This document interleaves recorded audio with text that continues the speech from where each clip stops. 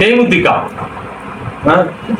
புரட்சி கலைஞர் விஜயகாந்த் அவர்கள் செத்ததுக்கு அப்புறம் செத்த அன்னைக்கு இளவுக்கு வந்து அத்தனை பேரும் சொன்னான், அவர் மாதிரி ஒரு நல்ல மனுஷன் இல்ல, அவர் மாதிரி ஒரு உத்தம இல்ல, அவரு வந்து அவ்வளவு நல்லவரு, ஷூட்டிங் ஸ்பாட்ல வந்துட்டு பொம்பளைங்க ட்ரெஸ் மாத்தோம்னா கூட அவர் திருப்பி நின்று முதுகு பக்கமா துணியை பிடிச்சிக்குவாரு, நாங்க அங்கிட்டு நின்று ட்ரெஸ் மாத்தோம்னு சொல்லி வந்த ஹீரோயின்ஸ் கூட ஒர்க் பண்ணவங்க சொன்னாங்க.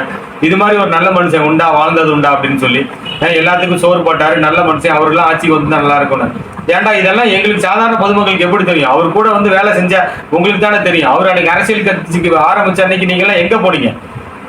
அவர் அரசியல் கட்சி ஆரம்பிச்ச அன்னைக்கு வந்து நீங்க எல்லாருமே இவர் நல்லவர், இவர் கூட நாங்க நிக்கிறோம், எங்களோட ஓட்டு இவருக்கு தான் மக்களே, நீங்களும் வந்து இதான் ஓட்டு போடுங்கன்னு சொல்லி அவருக்கு இதான் பிரச்சாரம் பண்ணிருக்கணும்ல.